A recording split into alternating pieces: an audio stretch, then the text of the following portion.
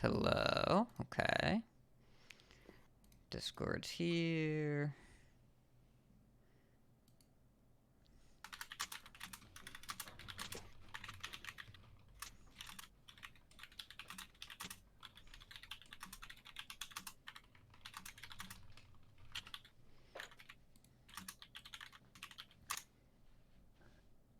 Okay. You are the first donkey.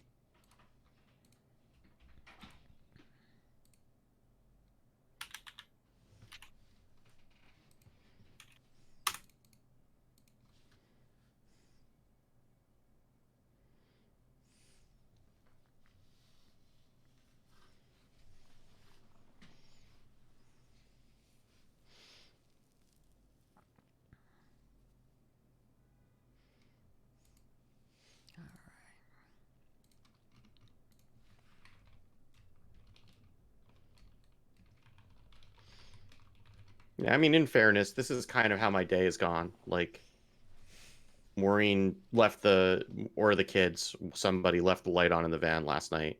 So she got out went to go take Charlotte to an eye appointment, or one of the kids to the eye doctor, and the van was dead.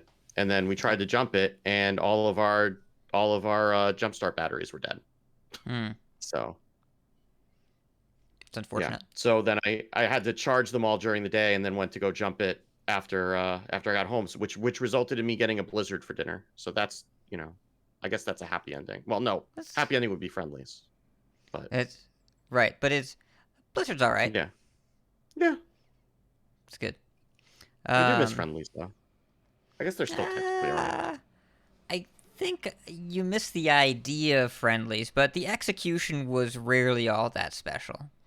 Yeah, I, I suppose I've that's I've true. eaten at a good number of friendlies, and I know the shape of the sundae, but I can very rarely say the meal was all that pleasant otherwise. I mean, the meal was basically the thing that you went through to get to the Sunday. Correct. Yeah, Yeah. it's like the cover charge for the Sunday. I mean, Yeah. you could just go to the to go window and get the Sunday, but I mean, what's the that's not really the friendlies experience. The For friendlies better or experience worse. is getting a 2,000 calorie sandwich stuffed with fried meats that you don't really want just to get to the just to get to what do they call whatever they call the blizzards, their version of a blizzard. I forget It's what it was. isn't it? It's the sundae with the face. Well, I mean, there's the Sunday with the face, but there's also like the friendlies. I mean, there's the Fribble shake, obviously. I The mean, that's Fribble's a yeah. classic. But there's also like they have like they basically have a blizzard, but I don't remember what it's called. It's like a frenzy or something like that. This is yeah. The clown sundae is. I agree with Matt. It's all about Well, you the. get the clown Sunday when you're eating at Friendlies, but if you're getting it to go, it doesn't really travel. You know, like Hmm. that face is smashed by the time you get it home. That's what I'm saying. There's been a horrible disfigurement between the Friendlies and the house. This has got kind of dark. It did. Oh, they call him Conehead, right? Cone. Oh, he has a name. Well, he has a cone for a head. I wonder if Conehead and Fudgy the Whale hang out. Conehead is actually trademarked. Really? And they didn't It's get into trouble with like Saturday Night Live, or Saturday Night Live didn't get no, into this has trouble a with space. them. It's a cone head, not a cone Oh, head. yeah. Oh, my mistake. Trademark. Yeah, see those eyes or nose are not going to be where they started if you're doing that to go. That's just not. That's never going to end well. All right. Well, as far off the beaten path as we are here, I think we should theoretically do a show. We could do a podcast, yeah. I hope so. I am gonna actually do one other thing here. Where is here it is? It's Lulu. It is. There's a lot of suspension of disbelief required to believe this is a clown. It is an Yeah, upside down ice cream cone with a little smiley face made of Reese's Pieces and a single smile on top of a scoop of ice cream. it is as much a clown as a snowman is a person. Yeah, actually, roughly that. Yeah.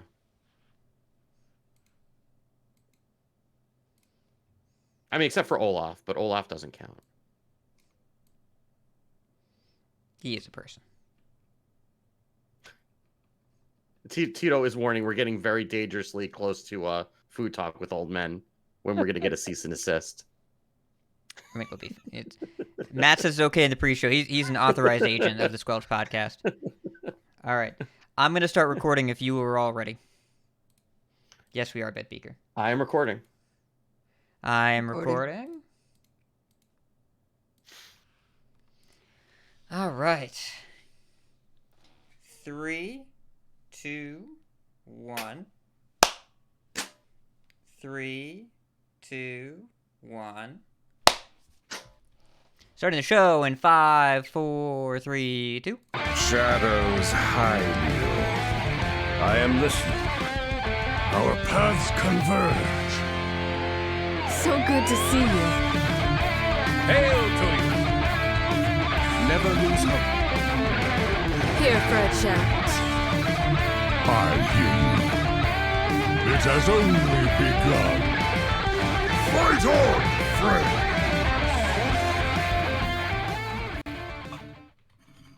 Hello and welcome to episode 386 of Coin Concede, a Hearthstone podcast dedicated to making bets out of the game more accessible to you. It is a Thursday, March 9th in the evening from Gadsden, New York. It's me, Ridiculous Hat. From Nomergon, Ohio, we have Edelweiss. Hello. And from Northern Massachusetts, we have Wickgood. Hi. And from where you are, listener, we have you. Thank you so much for tuning into the show. Live listeners, thanks for being here. Patrons, thanks for supporting. And everyone who's left us a review, thank you so much. Really helps other people find the show. We're going to jump into Life and Ladder here. And interestingly enough, I'm pretty sure we're all playing Priest. But I'm also pretty sure none of us are playing the same deck. So, Steve, That why sounds don't you accurate. why don't you go first, Steve? Because you are the archetypical construct of a Priest player. And so we want to get a control sample before we get to the experiments. Edelweiss, you'll go last. I see a control sample, you say. Yeah, see? That works on... That has layers, like an ogre. Like an onion? Yeah, that's what I... same thing. That the deeper you get into it, the more it stinks? Is that what you're trying to say?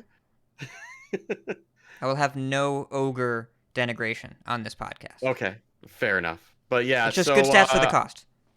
Yeah, I was kind of I got up to Diamond 5, on like the first day. I don't even remember what I was playing. It doesn't matter.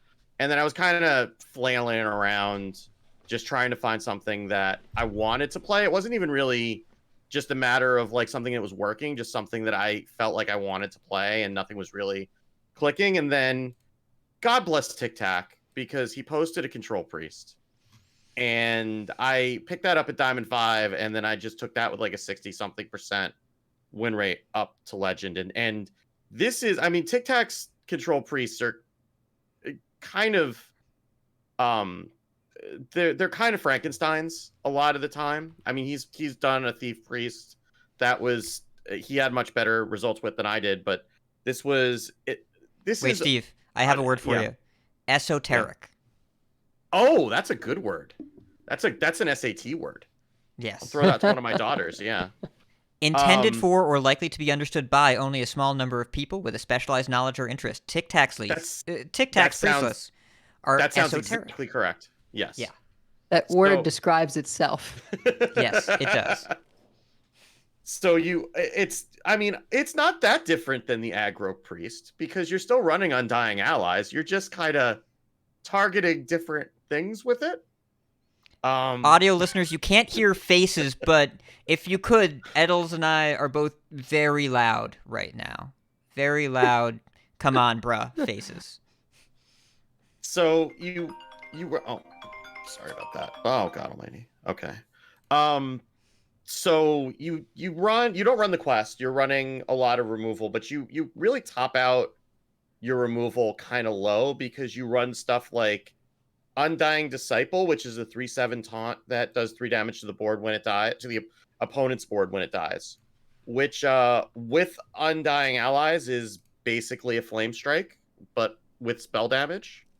Or you can Undying Allies your Spirit Guide and draw 4 when it dies, which is pretty good. Or depending on if you're playing against a Druid, you can Undying Allies your Plague Spreader and just try to hit all of their minions. And you kind of have to do that against Druid because if they're playing Quest Druid, they're just like speed running the quest, and then you're just kind of trying to get to Zarella on 8 and just get as many Plague Spreader activations as you possibly can. But it's it worked pretty well. It was winning against a fairly wide array of things, and I wasn't yet seeing the mirror, which is one of the reasons that I ended up backing off of it, because the mirror for this deck is actually miserable by Control Priest mirror standards. I ended up queuing into Clark Hellscream on Sunday, I think, and we got to spend a lovely half hour together. And I went into his stream and apologized afterwards because he had said that I was the second mirror that he queued into in a row. No. No, he had apparently managed to tempo out the first one. He was not tempoing me out. That was not a thing that was going to happen. But it's because you also run Mita in the deck, right? And Mita's basically your win con because you just resurrect a million Mitas. And it had been a while since I'd played that version of the mirror. So I made the mistake of playing my Zarella too early before I'd had enough Mitas die. Because generally you want the Mita to cycle a bunch and die a bunch, and then shuffle like 7 or 8 Mitas into your deck. And I only got like 1. And we ended up going back and forth, and he did beat me, but it took literally like 27 minutes. And we were both kind of making mistakes all over the place because he's not really familiar with priest mirrors, and I'm a little bit out of practice because most of the priests I was playing against were aggro priests, and I was just, you have silence, so that's generally pretty good against the shadow priests as long as they don't run Hero Zarella, which one of them did and wiped me out with a whole bunch of Shadowed Spirit activations. But I mean, it's good against Miracle Rogue, which is one of the new best decks in the meta according to Vicious Syndicate, because again, you get to run Shadow Word Ruin. So Shadow Word Ruin is good against the big things. And you get to do a lot of drawing, and you get to do a lot of repeated AoE damage, which is good against things like Death Knight and even Mage. You can kind of out heal while clearing all their boards, as long as they don't do what one opponent did to me last night, which is play a Prismatic Elemental and get Tamsin's Phylactery to resummon Egwin on a full board. And then I ended up not having my Shard of the Naru because I'd already used it on the first Egwin. So they waited for me to kill off the board, and then they got all the activations on 1 million, and they blew my face off. So that was less fun. But it's good. But it started running into a bunch of mirrors, and it felt like it was not having the matchups that I would have liked for it. So I started playing a little bit of Unholy Death Knight again tonight, and that went better. It's good against a lot of the control decks, and it goes fast enough that you can kind of get in under them as long as they don't stick around too long. So I might play that a little bit more just to kind of climb a little bit, or play the Control Priest if I'm feeling spicy. But I only got to play it for like 2 hours on my stream Monday night because then the servers went down. So yeah. But and I pretty much beat Diablo 3 when I wasn't playing Priest, because I kind of finished the Season Journey and the Altar of Rites this past weekend, which is supposed to take you the whole like several month season, and I did it in a week. So yeah, that was fun. And I guess it is a little bit power crept. And now I have to find other things to do before Diablo 4 comes out, I suppose. Like play a couple more priest games. Yeah, maybe 1 or 2. Depends on how many mirrors I hit. Well, thank you for giving us very clear description of the typical priest experience. We're gonna go varying speeds of priests because there are the VS report had 5 priest archetypes in there this week, and the most popular one is the one that I've been playing, which is Shadow Priest, which is the one that we discussed in depth on the show relatively recently. Been a lot of talk about it. Rank 1 Legend lists out there. I did not hit Rank 1 Legend, but I did break into top 100. I am just outside of it right now. I'm like 130-ish because I queued up a few games before bed last night, and that was not the best idea, and I lost a couple mirrors, and I lost to a couple Thief Rogues. Najak Hexen is good in my deck, but better in theirs, so what are you going to do? It's a lot better when you can Shadow Step it, yeah. I knew when they did turn 2 Recon and I did turn 2 Coin Undying Ally Shadowed Spirit, and they said thank you that something bad was going to happen.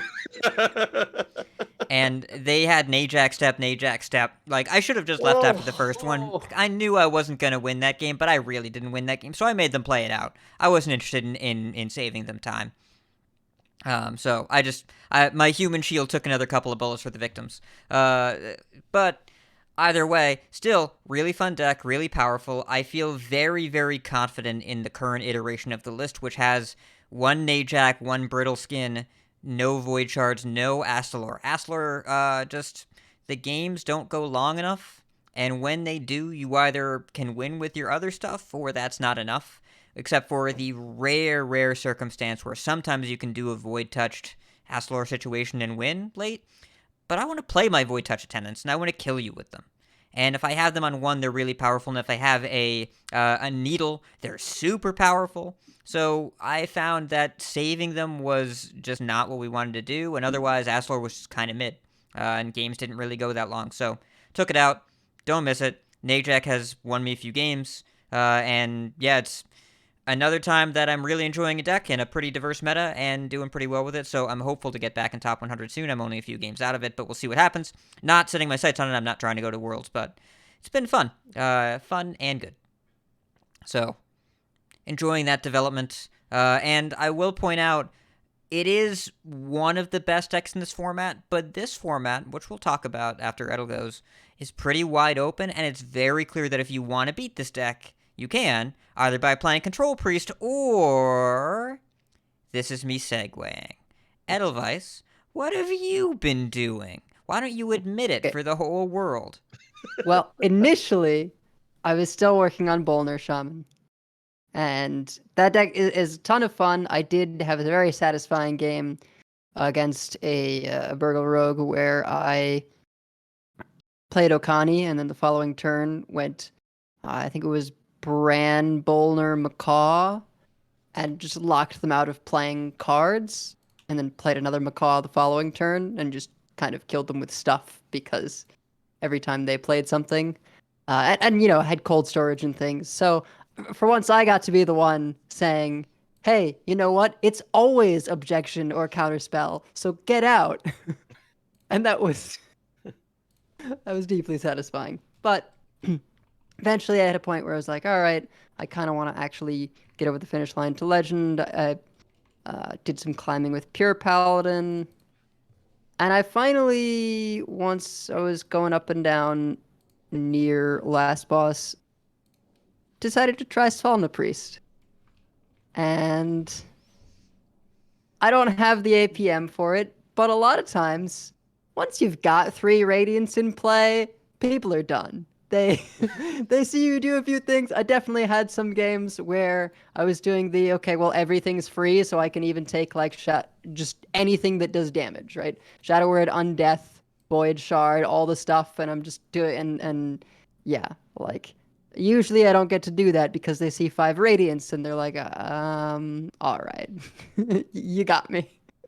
Those turns take so long when you're on the other side of them. Like, they often go like 30, 45 seconds into your turn. And it's just like, oh, I don't want to watch it. Like, I like playing it, but I hate being on the other side of it because it's just like, I'm going to go refill my water and come back, and maybe I get to play cards the next turn. Maybe I don't.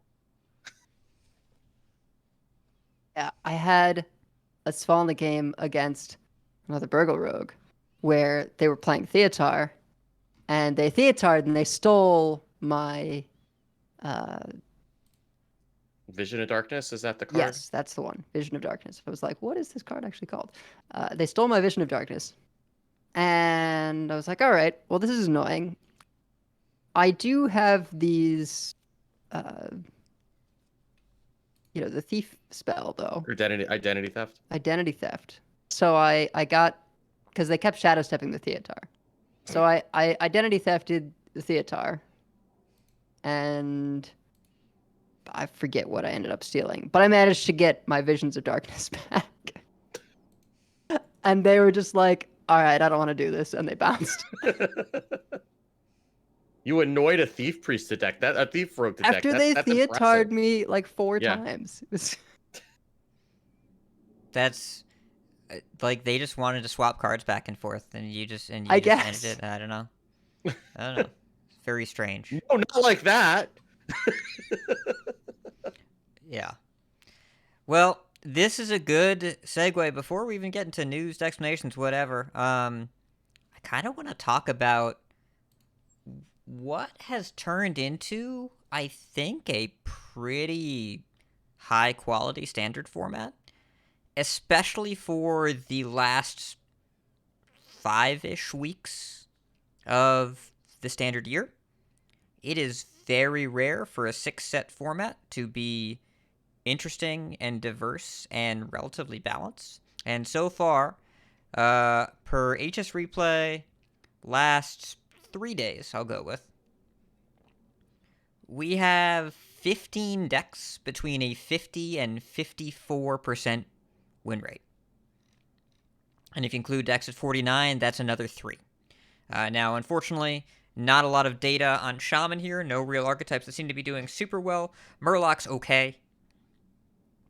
And Enraged Warrior is relatively low interest, though I'm sure the deck is fine. It's people don't play it. They never played it. They didn't play it last expansion when it was actively good. Until they reprinted Animated Berserker and people played it for a little bit. But even then, we've got, starting from the top, I'll just read it down for the audio listeners. Undead Priest, Aggro Mage, Unholy DK, Frost DK, Pure Pally, Imp Warlock, Fel DH, Big Spell Mage, Curse Imp, Shock Spitter, Spell Demon Hunter, Silver Hand Paladin. It's probably a low sample size thing. Quest Druid, Quest Hunter, Death Rattle Rogue. And Miracle Rogue, Beast Hunter, Control Priest are right under. If we go instead to top 1000, it's a little bit different, but the top 3 decks are Miracle Rogue, Aggro Mage, and Svalna Priest. With Unholy DK and Undead rounding out the top 5. And we still have 12 decks in the above between 50% and 54%, and another 2 at 49% or so. There are also definitely some sample size issues here because Thaddeus Rogue is listed as 48.7% win rate, and I know that deck isn't good. But just to give an idea of how diverse the format is. There's a good bit going on here in, I think, 9 of the classes you have something to do. And I think for almost all of them, it's more than one thing to do. I mean, Druid is like, do you play Quest or no? DH is, you can play aggro DH, it's okay. But it's mostly, do you play minions or the Spell Scythe? Hunter has a few options. Mage has a bunch of options. Paladin has, there's pure, like, there's a control pure, or an aggressive pure, or dragons. Dragons are kind of mid, but the other 2 pure decks are pretty solid. Priest has everything right now. Rogue has Miracle, Thief, and Death Rattle. Shaman doesn't have anything, sorry, Shaman players. Warlock has Imp, Curse Imp, Chad Warlock if you're really feeling it, and Phylactery if you're a sociopath. And then Warrior mostly just has Enrage, and we don't really have a lot going on. But out of all those different archetypes that we're talking through, I can't really remember a format that's been quite so had this much depth that I think we're actually going to have for more than 2 weeks. I guess we'll see. We know we're going to find out more about the next expansion next week. So maybe we get the pre-expansion legendary and it breaks everything again. But the Sunwell was fine. The Sunwell was Okami okay. was fine. Okami was powerful, though. Okani was good. Yeah, Okani was Renathal- powerful. Okani was the one that we got at this time last year, right? And like it was powerful, but it wasn't breaking anything. Right. It wasn't Renathal like Renathal. has been the only single card that ever did that. Renathal did it the most. Do you remember what the one for Alterac was? It was called Drekthar, and it was also Oh, a pretty okay. good card. So yeah, though Yeah, it wasn't alright. really broken until after rotation, though. only half the people picked it. They made only half the people took it. That was the mistake they made. But like, it was good. It was not like quite as format definingly insane because you would just Drekthar and then get Snowfall Guardian. As fun as that was for everybody, but it was Drekthar and Vandar, and people like half the people picked the wrong one. But I guess what I mean is like Drekthar is probably the second highest. Like there have been cards that maybe cause, a deck or two to exist, but Renathal just changed the way decks were built. Renathal is and- number one by a large margin in terms of disruption, and Yeah. we're talking like Yeah. Kael'thas was a pre-release card. Donkey pointed that out in chat. Right, Like yeah. Kael'thas was Well, powerful, and- Vargoth was powerful. If we're going back a ways. Yep. Yeah, I was thinking of Vargoth with Gallery Priest and And Yeah, even Silas Okadi Dark Moon remains enable very some powerful. things. Which card? Silas Darkmoon. It is okay. It's if we look at the last four sets, Sunwell, Renathal, most disruptive single card release of all time. Okani went in a lot of decks and was very good, but you didn't really build Yeah. an Okani deck. And then Right. Drekthar and Vandar were both like pretty influential and still are to an extent, except Drekthar got nerfed into the ground. But like there are still people playing Vandar right now in Standard. So remains to be seen what that is. But otherwise, I think that this is kind of the platonic ideal of a 6-set meta where there's like stuff that this set introduced, but the old stuff is still relevant and some of it has new flavor. It's all right. It's all right. I'm enjoying it a lot. At the risk of making everybody incredibly sad, imagine how cool of a conquest format this would be right now. Stop it. I mean- It would though. I mean, like, how about like we wouldn't have like just like the best lineup, right? Like we'd have a lot of variety of lineups, just with all the options that are out here. But typically, in formats like this, Conquest kind of sucks because you can't target anything. So you Yeah. end up just bringing a bunch of good deck lineups, which is fine, but then you end up playing into a bunch of into matchup polarity based on which good decks did my opponent bring. Did I end up on the 40% side or the 60% side? Like, it's not terrible, but more interesting Conquest formats that I've played historically have been ones where there's a specific outlier, and then you either ban it or target it, and people get creative, people get interesting. And those formats tend to be miserable on ladder, but you can plan for it all week in Conquest and then actually get somewhere with your plan. Whereas this format, you would just bring what you wanted to play and it would be all right, but it'd kind of be like queuing 5 ladder games in a row. Yeah. And those always felt like sort of high roll tournaments, right? Are you able to dodge whoever brought the lineup that counters yours? Or can you outplay those unfavored matchups, right? Like that happens Yeah, sometimes just too. to some extent. It's bizarre as it is, even though you'd think I would be all for having huge, wide open, so much stuff playable. I tend to enjoy the limited stuff more because it's more controlled variables for me to build around. When things are so broad like this, and I'm trying to work on building a deck, it's miserable because I hit something and I sort of have to decide, okay, these are the kinds of things I want to try and beat. And other matchups you hit, you're just like, well, I never win this. That just has to be an acceptable loss. And that can be hard to do mentally. Yeah, I mean it's the same thing with trying to play control, right? Like it's like if you can target, like there was enough compression around this time last weekend that control worked because there were even the decks there were a few decks, but they were all kind of doing the same thing, like Aggro Mage, Shadow Priest, Pure Paladin to a lesser extent. We're all kind of doing the same thing. so you could kind of target those. They were all kind of trying to beat you up with minions and then go over the top with burn, or in the pure paladin's case, just like, stupid random legendaries that happen to get over the top. And you could kind of, fend off the early waves and then heal out of range of the burn.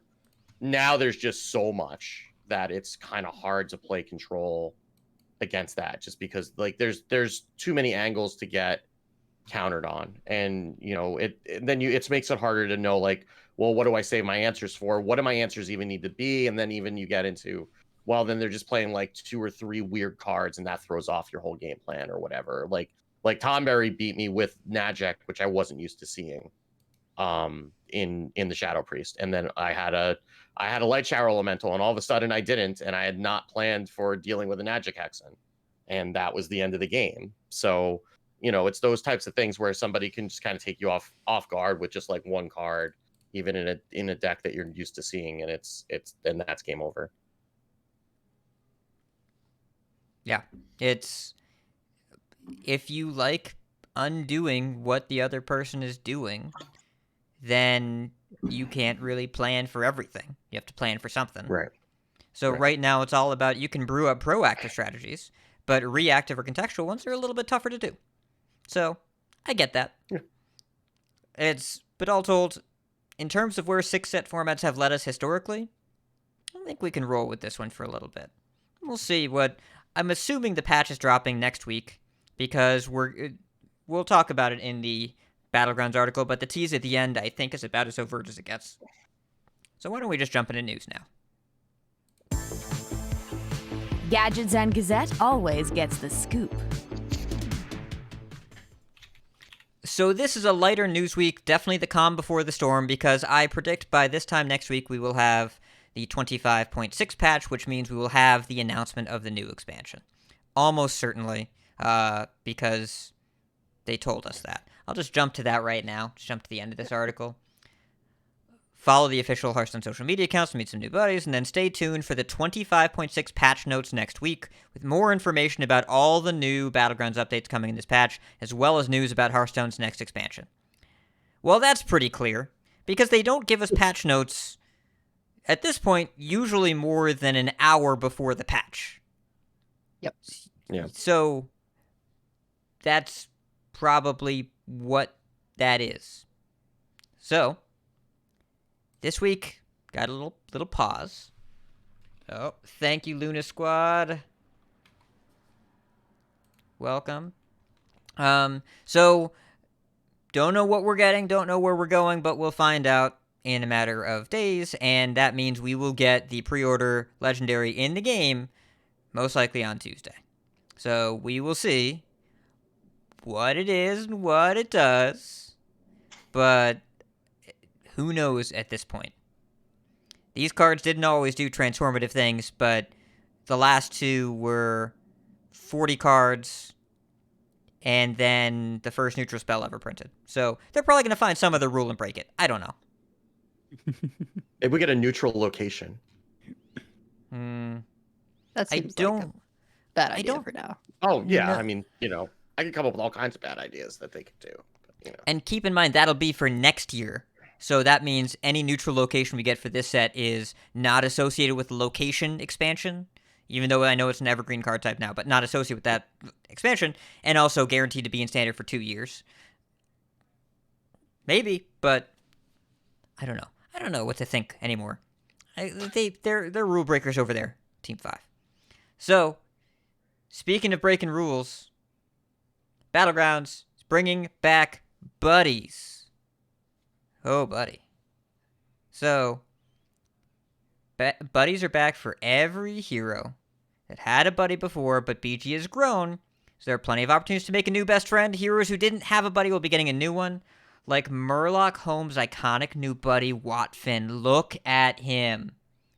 Look at him. He's got a little hat. He's got a little tie. He's got a little teacup. He is a 2/6. After you guess correctly with Murloc Holmes' ability, you get a plain copy of the minion. So you get both gold and the minion. Adorable. Wonderful. Tavern Tier 3. But that doesn't mean what it meant before, because the buddy meter has been replaced. So those of you that played back then, remember, it was this meter that filled up various criteria. Did you win combats? Did you kill minions? Did you pop divine shields? There was a fourth criteria. I forget what it was. I don't remember exactly.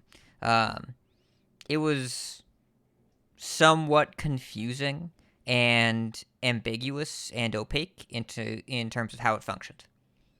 And it punished you if you happened to queue into a ghost, at least at the beginning. And then they adjusted that. But yes, it was sketchy. So what we're doing instead, there's a buddy button. And there are the buddies, they used to be only 3 different tavern tiers. Now there are 6, tavern tier 1 through 6, like every other minion in the game. The first time you press your buddy button, it scales based on your hero's tavern tier. The lowest it can be is 11 gold. The highest is 21, based on do you have a tavern tier 1 minion all the way up to tavern tier 6. For those of you math people at home, this is 9 plus 2x, where x is your buddy's level. So that's how the first cost is. The second one is 2 more gold than that. Starts at 13 and goes up to 23. So this goes down by 3 gold if you win a combat, or if you tie a combat, and goes down by 2 gold if you lose. Much simpler. Much cleaner. It's a number that goes down either way, but it goes down more if you win or tie. So it's rewarding you to not power level. Not locking you into that, but rewarding you. It scales based on how powerful your buddy is. Does it cost more? Does it cost less? But it should move relatively quickly either way. And the more expensive buddies, I hope they are very good. Guess we'll find out. This is also something they can technically server-side change a buddy's tier. It won't reflect properly visually on the card, but it will work. They can actually move it. They've done that before, just the stars in the corner of the card are actually client-side. So that won't change, but they can, if they need to balance something, we just accept that and they move it and it's fine.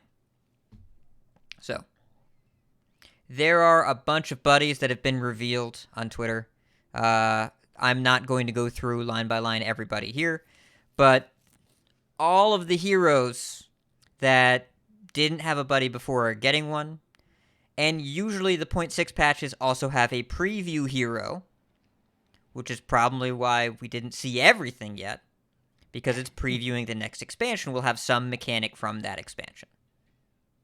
So we'll see them on Tuesday too, whoever it may be.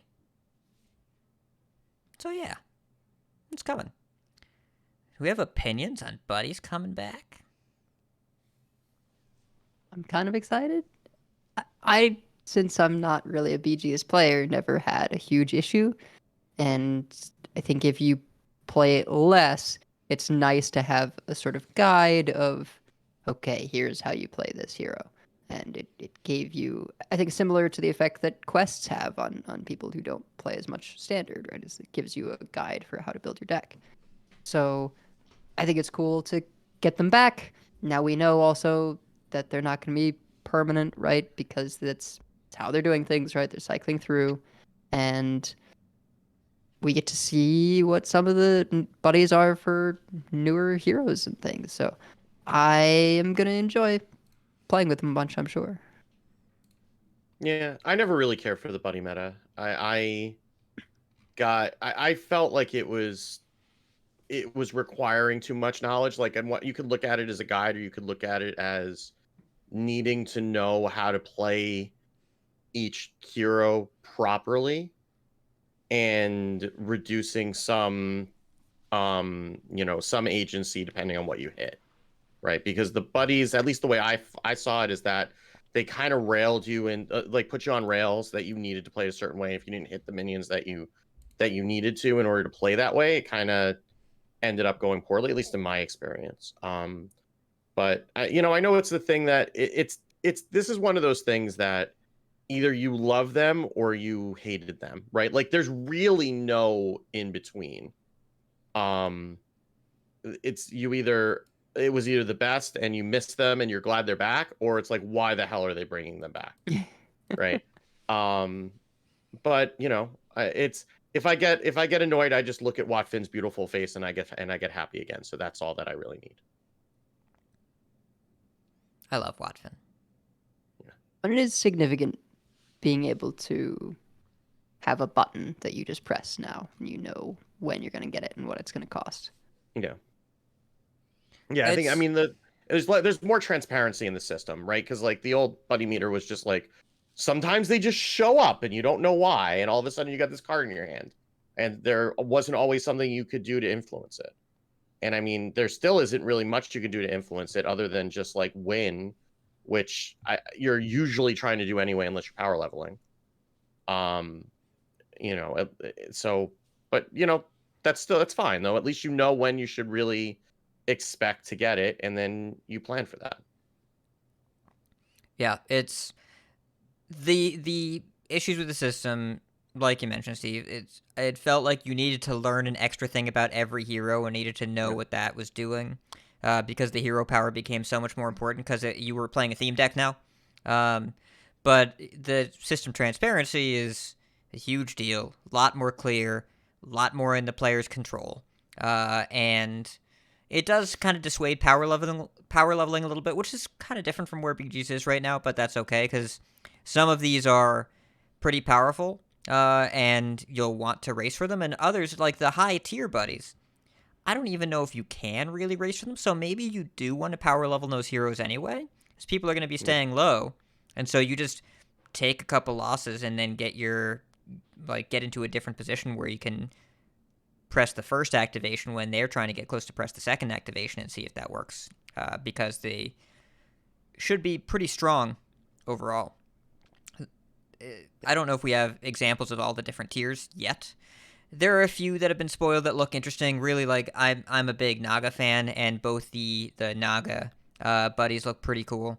For Ajara, it's a 3-tier one called Imperial Defender. Whenever you cast a spellcraft spell on a different minion, you also cast on this. Doubling is rad. And then what's the other one? Not Ajara. Vash, her buddy, Coilfang Elite. It's a 2-tier minion. This is 3/4. After a spellcraft minion appears in Bob's Tavern, you get a copy of its spell right away. That's pretty cool. Oh, wow. So you can just refresh and just get a whole bunch of spells in your hand. Yeah. Okay. So, I like spells. So it's. I Spells expect are I'll fun. play. So fun. They are. You should read a book. So, there's I think going to be some depth here. I do think it's probably not going to hold its depth forever, which is why it's probably a 2-month thing, and that's probably a good amount of time for it. They're really embracing limited time offers and BGs of various duration, and this is going to be maximum 2 months, and I think that's a cool amount of time to try it. They could also remove it earlier if they wanted to. This doesn't have to be 2 full months. Yeah, I mean, this could be Doom in the Tombs, right? Because 2 months, like, if it goes poor, I'm really trying not to be Debbie Downer, but I'm just saying, like, if it were to go poorly, Doom in the Tombs was also 2 months, and that was like the longest 2 months in Hearthstone history. So they also could just say in the next patch, okay, people aren't liking it or whatever, and either they rebalance it or they would have the ability to just kind of take it out at the full expansion if they wanted to. I mean, I don't know what's involved in development to do that and when they would have to make that decision. But they've got some flexibility there, and I think having some of these timed events in some modes is a good way to bring back interest. I mean that, and they've done that in standard in the past too, and they've got some of these mechanics that like buddies and quests that go in and out that people like generally like or don't like. I think quests are a little bit more universally appreciated than buddies, but also we just had it, so it wouldn't make sense to bring it back after they just went out for like 2 months, unless you really just wanted to see what quests were like with undead. You leave quests on the back shelf for a little while, bring back buddies, see if you can do it in a way that everybody likes it, which, I hope that they do. I hope the changes that they're doing, and we haven't seen if they're like rebalancing any of the existing buddies or if they're just bringing them back as is. They might decide to do some of that too. But we'll see how it goes. I mean, I've definitely seen a bunch of people excited on Twitter this week. I've seen some people who are not excited too, but that's just Twitter, so that's fine. Yeah. Part of it as well is we lost quests, and it seemed like a good idea to take them out just to go back to normal BGs for a bit, but it definitely feels like a worse game without them. And so this is going to be kind of a stopgap where people are so hungry for quests that I think buddies will be an interesting middle ground to see how this game can handle a sustained additional mechanic if we're inching towards the point where maybe quest should be a permanent addition. Yeah. Because if people didn't like buddies last time but like them this time, maybe there's more of a hunger for that. Yeah, and like when TFT had first introduced augments, which quests are the most similar to, like they were supposed to be a set mechanic, and they not only kept it in the game and made it a permanent part of the game, but then they actually built another set mechanic on top of the augments in the current set, like even going more all in on it. So like being able to make, I mean, Quest did a lot in terms of being able to like balance the heroes without just armor, and being able to make games feel different even with the same hero. And buddies kind of do the opposite, that they make it, they generally make it a little bit more linear, and then they make it kind of harder to balance, because now you have two things that you can balance, but it's also those two things are kind of combining into one thing that's kind of at a certain power level once you have those two things together. So I'm again, they have a lot of numbers they can move when they do decide they need to balance, and I'm sure that they're going to have to do a balance patch, like 10 days after, the same way that any standard introduction of new mechanics or new cards has. And hopefully they can, they've got enough numbers to tweak that they can get it to a good place. I hope they do, right? Like I hope they can prove me wrong, right? That there's a way to do buddies and make them feel fresh and interesting, and not feel like it's pushing you down a certain path from turn one. Yeah. You're right that buddies tend to compound what a hero already wants to do, and they tend to stratify things a little bit more. I think it's more just a litmus test of, are players ready to accept a permanent additional layer in the game? I don't know. I'm going to fiddle with it, but I don't envision this being a draw the way that quests were. And I'm really, I really thought that it was going to be better for the game to have quests come and go, but, the hero balance was so much better just because of the nature of how the quest mechanic worked. I really think there is a chance that it would be a better game if they just left them in.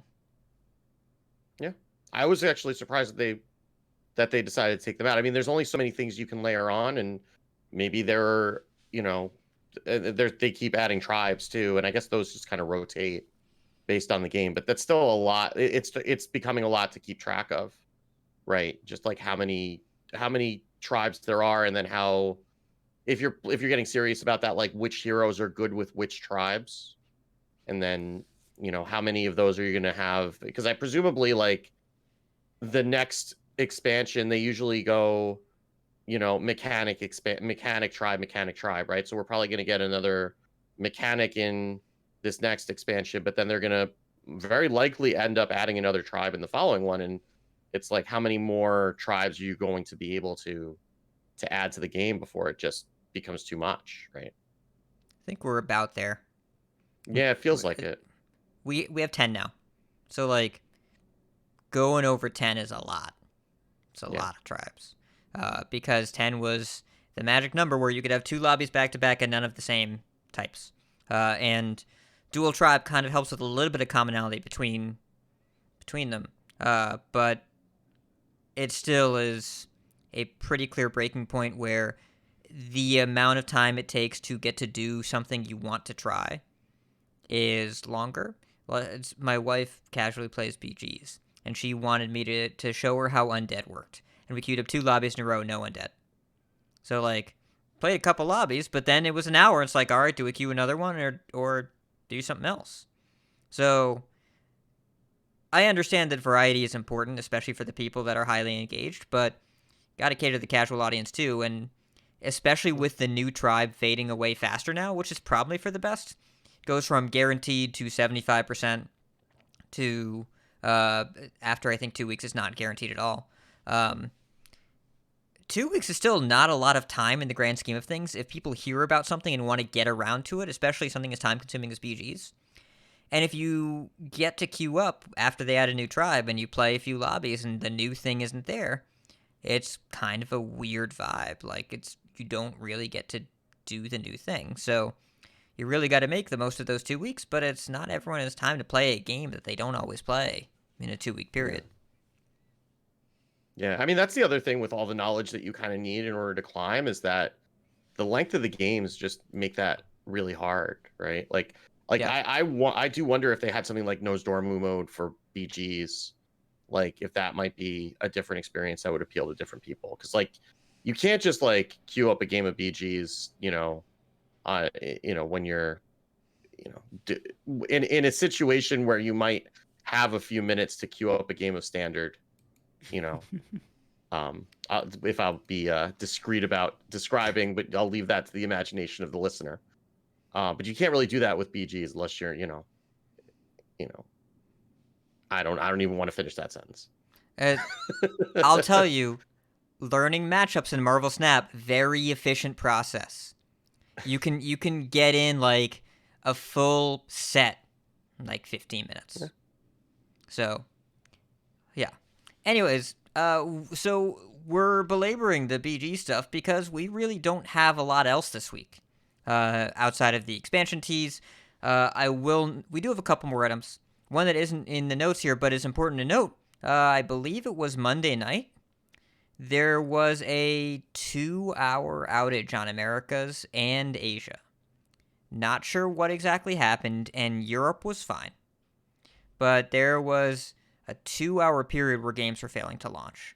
Unclear what caused it. We didn't get an after-action report or really an official acknowledgement from Blizzard CS at all, and the following day we had like a 20-minute blip. That was similar time, but I can't remember the last time we had an unexpected 2-hour outage in the evening US East.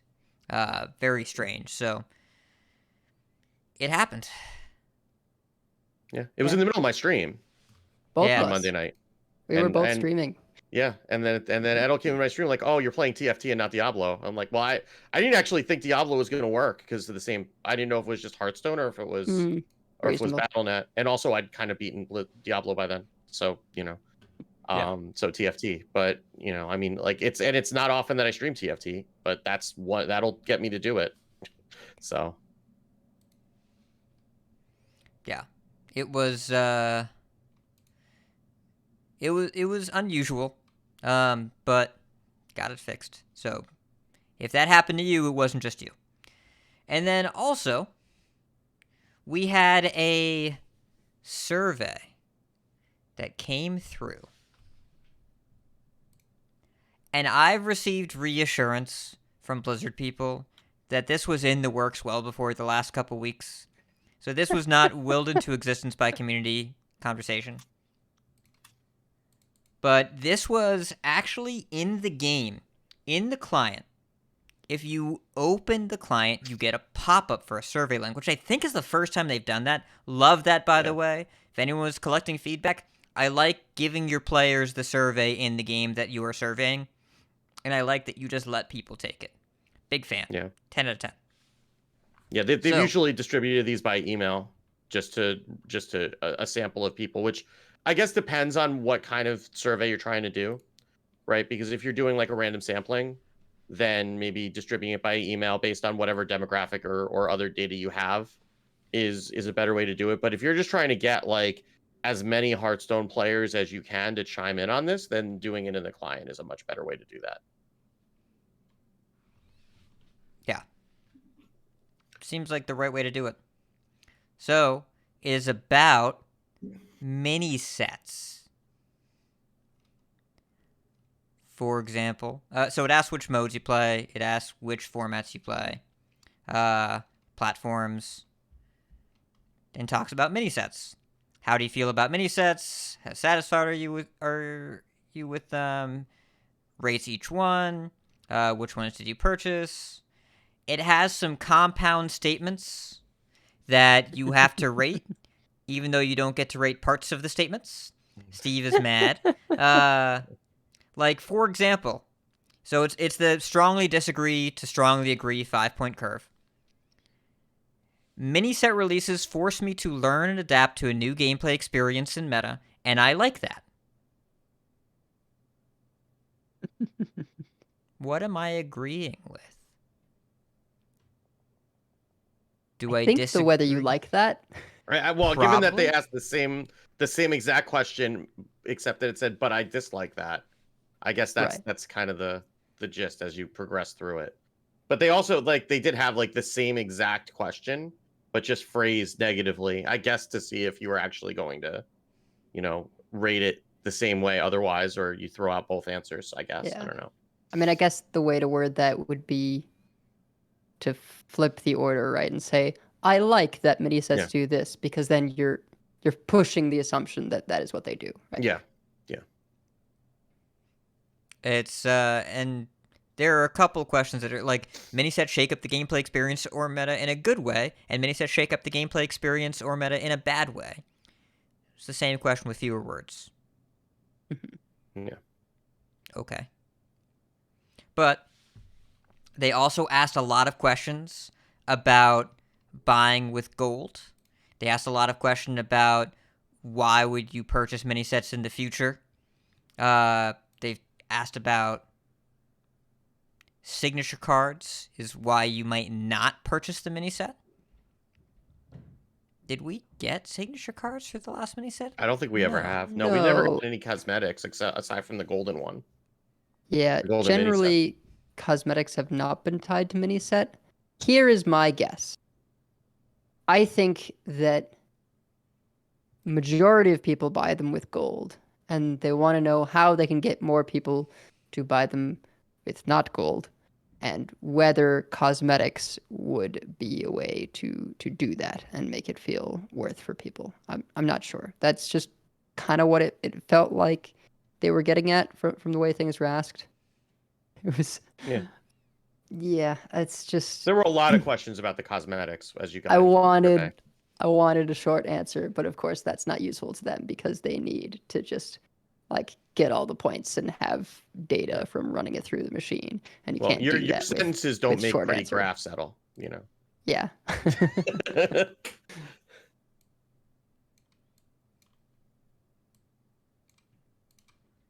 The question Yeah. that I think stands out the most to me is this one at the end.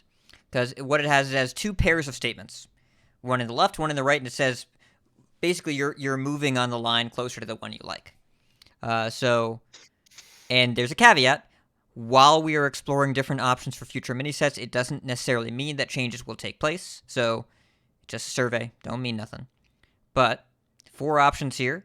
On the left, I prefer minisets to be related to the theme of the expansions. The right, I prefer they have a different theme. On the left, having minisets focus on specific classes with some classes getting no updates. Versus on the right, distributing miniset cards evenly across classes. On the left, including more cosmetics. On the right, keeping the miniset focused on cards with no cosmetics. And on the left, having fewer expansions released per year with more minisets in between. And on the right, having more expansions released per year with fewer minisets in between. The biggest change. So those final 2 were full right for me.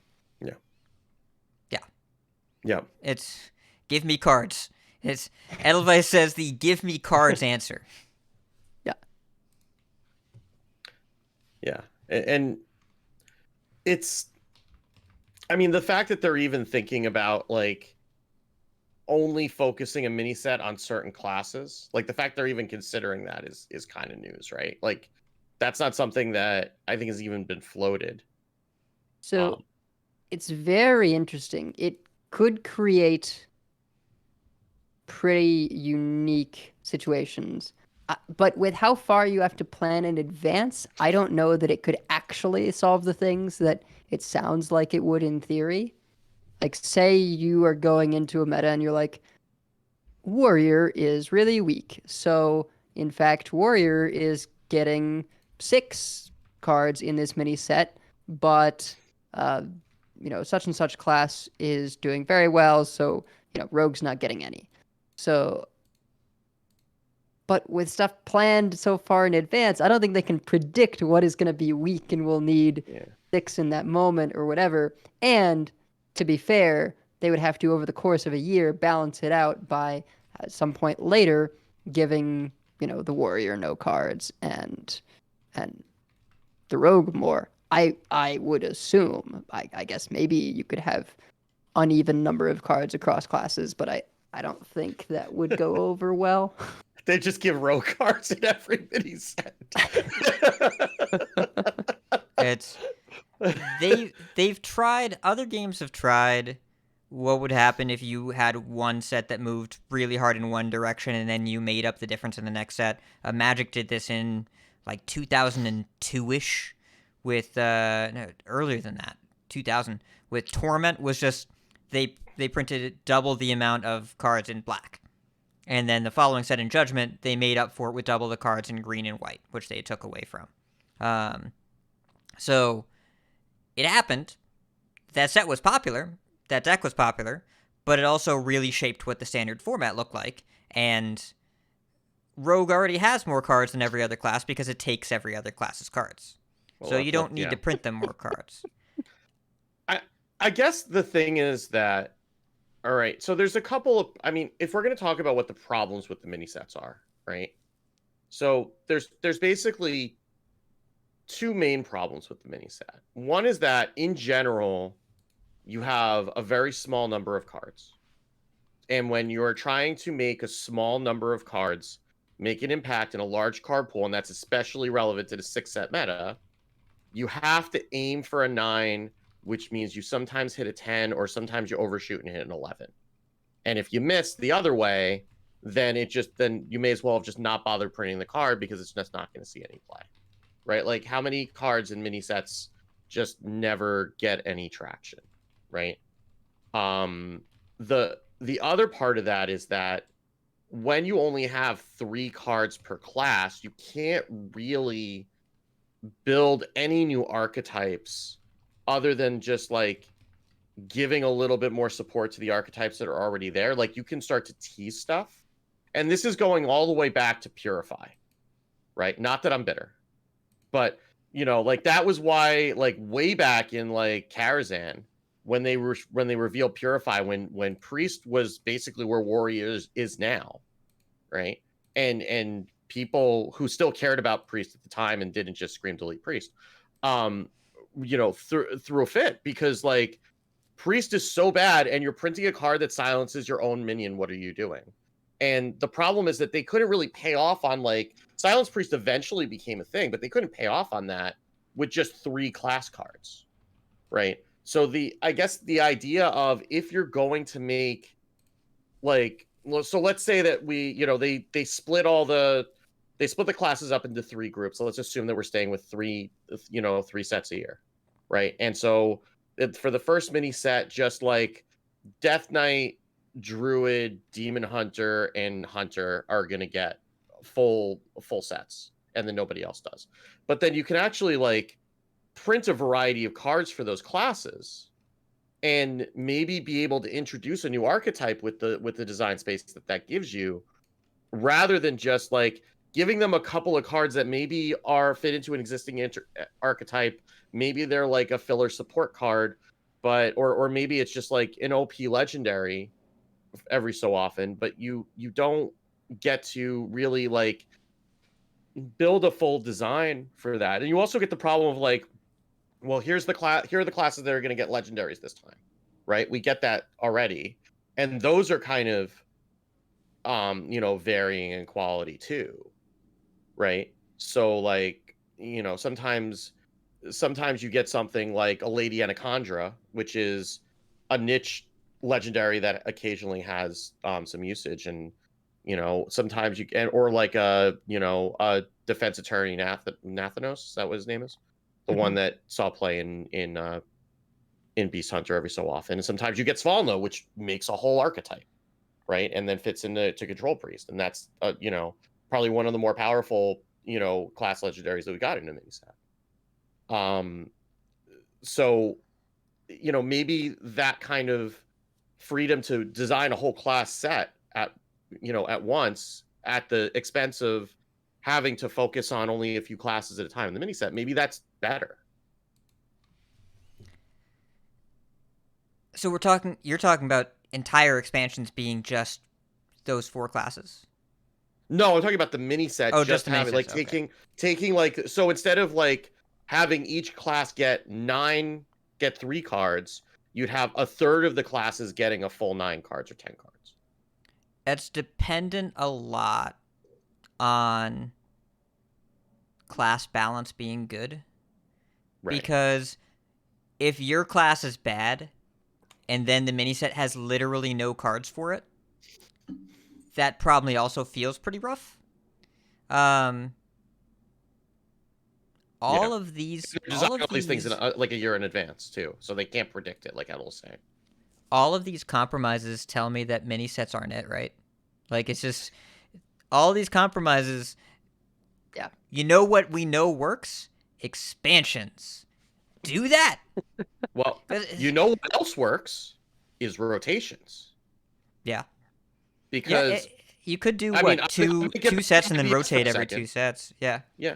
Or 1 in 1 out, right? Like, I'm going to get back on my BS for a second, because like the way that you really shake up the meta is by taking things away and forcing people to find new things to do. Right? And that's why we all get wistful for rotation, except that then we're losing like a full half of the card sets, and then the power level drops, and then because all those cards are coming out, like the options are kind of limited, and then you have like Shadow Step, Alexstrasza being a win condition. And maybe if we were keeping it at like, I don't know what the right number of sets is. I don't know if it's 5 or it's 6. It's probably not 4. But if you were keeping that at like a steady number of cards, you'd be able to design for that, being as powerful, the same power level roughly. And then you'd be able to have more frequent shakeups without having to, get to having to print much more powerful cards over the course of the 3 sets, right? Yeah. I mean, I would say if you're doing it that way with current number of expansions, you'd have to do 5. It is sort of the most, Yeah. right? It is the in-between.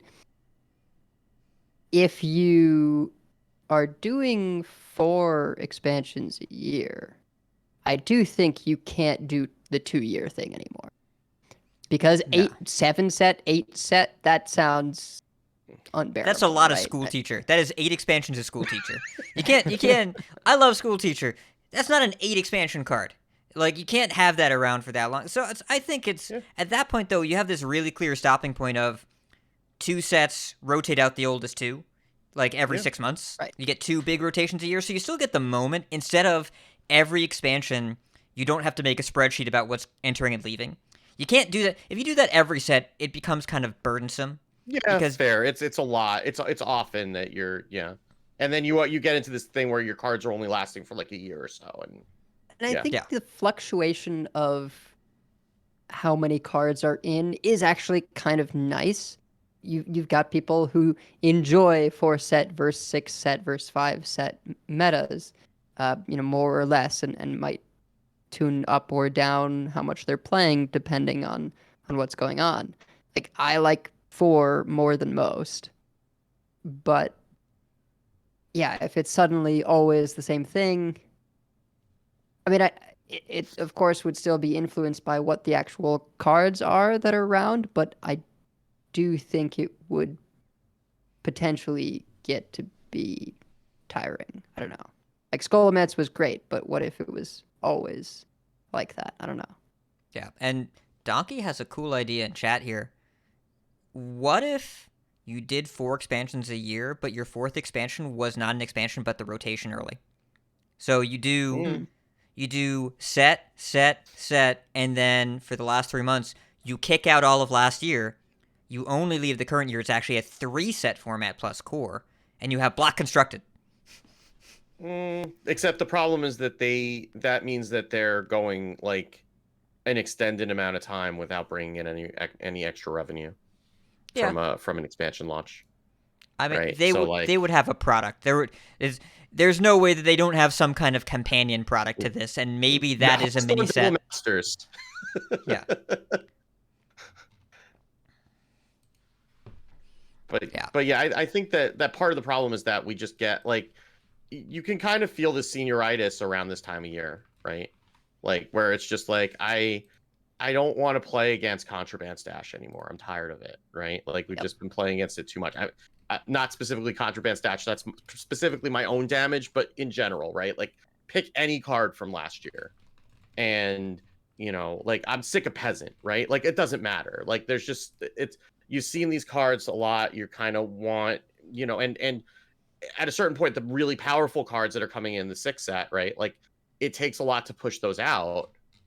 I mean, the fact that we're still seeing quests making a resurgence, like this whole last expansion has been like, which quest is going to be meta relevant now, right? Like I think we've gone through almost all of them except for maybe the Paladin quest, because nothing's going to help that.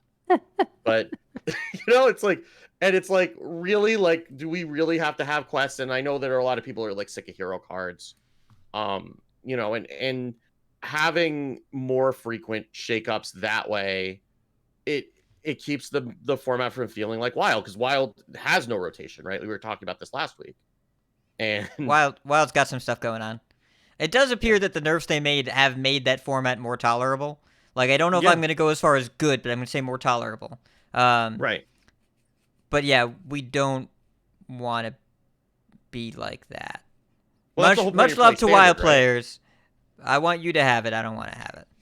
Right. I mean, that's the whole point of Standard, right? Is that you're there for a changing format. You're there for, new metas that change, right? And a lot of the times, like, yeah, the metas change when you have a big influx of cards, but the only other way that you get that is by taking things away, which is why we're just like waiting for balance changes a lot of the time, because that's where the way that we take things away outside of a rotation. Either way, This survey shows that they are willing to ask questions about this kind of structure.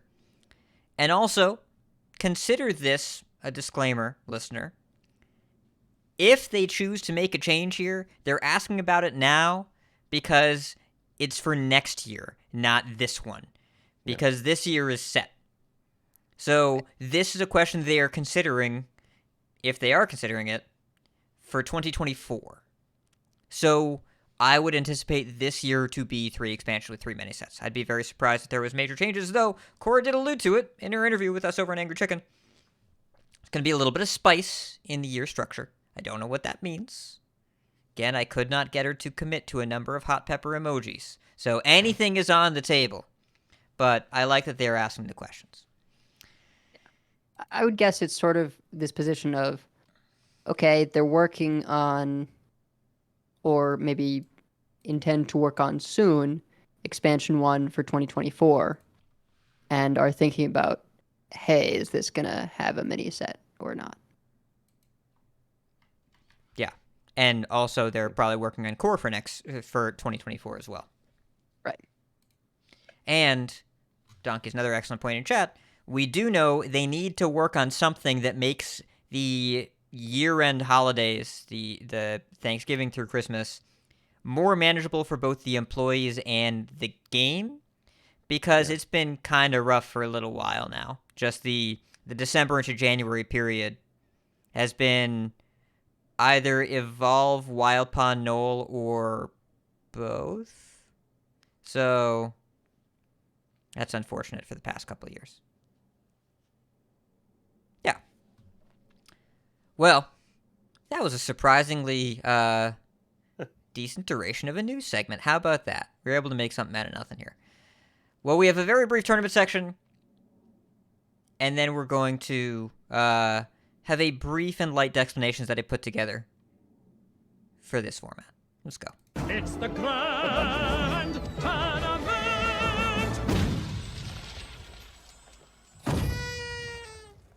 So we had the Supergirl Gamer Pro Winter Battlegrounds Tournament on Saturday and Sunday. It was the round of 32 was on Saturday, and then the finals on Sunday. The round of 32 was 3-game rounds with a point system, very similar to there wasn't a check format, but there were points for each placement, so you could get, you could have a bad placement and still make it up in following games. And then the finals was, I believe, 5 games with that same point system, but again, no check format. So whoever had the most points for placement at the end of those 5 games was the winner. And the winner was Lunat Found, who beat out several past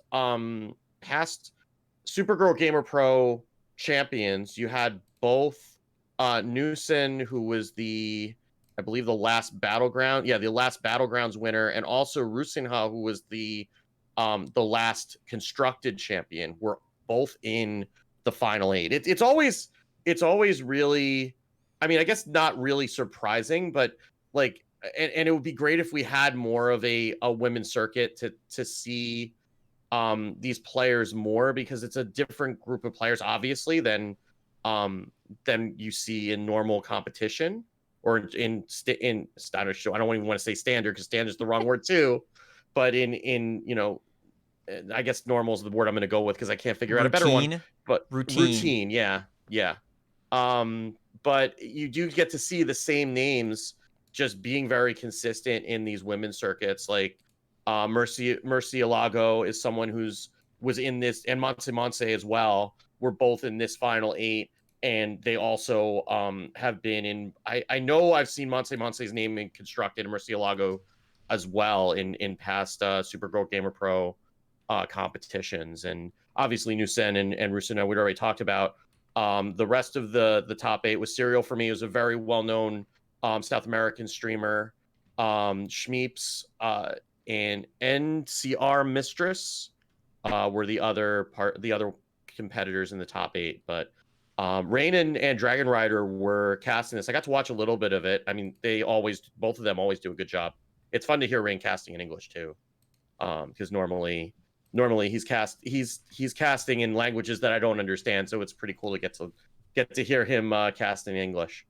But it was a fun event, and hopefully they get to do more of those. Usually they're doing those in like summer, fall, so it was cool to get to see them do a Battlegrounds competition in winter, and hopefully this will get Hearthstone in more of the regular rotation as things go by. Yeah, it's sounds like a fun event. Yeah, I mean, yeah, I like the usual suspects over there. So just you end up seeing similar people on stream all the time. Like think about the SGG constructed Edel. It was you and Nasil, like every event in the finals, like all of them, and you just batted the ball back and forth, and that was really entertaining to me. It's a storyline, right? Yeah, it's just Mm-hmm. I really enjoy it. If only you didn't have to cast that one weekend, you would have been able to take the whole thing. Maybe. So we do have a couple more smaller items. So the Coin Concede Listener Series Finals, World 8 took the win over Potato Cat, and it was broadcast by Tito Santana and Donnie. So Dragon Rider, really, really happy to see that live. Congratulations to both the players in the finals and World 8. Congrats on your win. And then we have a Friday night fight night. I forget what it is. It's Just a Guy and Blister Guy. Battle of the Guys are facing off over in Tito's channel, and they've done this thing where they have a bunch of guest deck builders where they have to draft classes. They know who made the deck, and they know what classes, but they don't know what the deck list is. And so we're making deck lists per class. I haven't told them yet, but I'm pretty obviously building Rogue. and I haven't decided what I'm gonna do yet.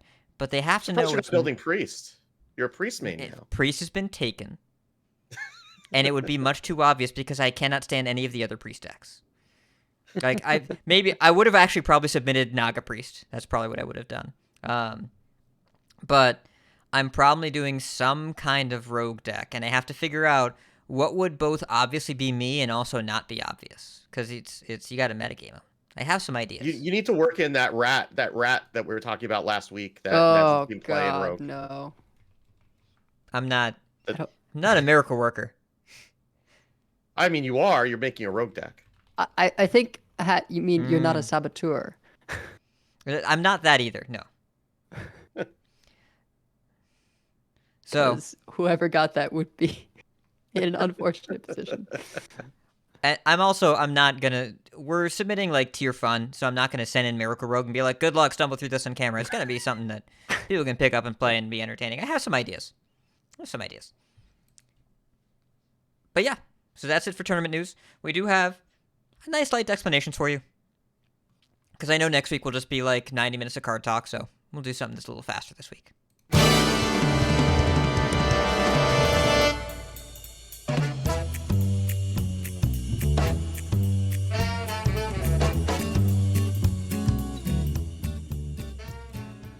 So, with there being so many options right now in terms of what decks to play, we were saying how there's 3-5 different priests to choose from right now.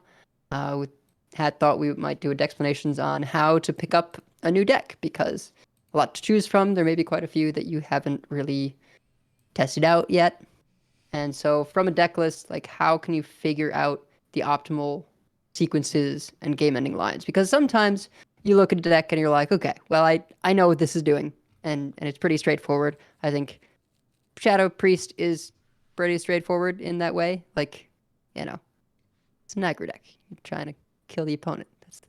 But even within Shadow Priest, there are certain, card synergies to look out for. What are the key turns, key minions, etc. And so how can you look at a deck list and kind of see those reds?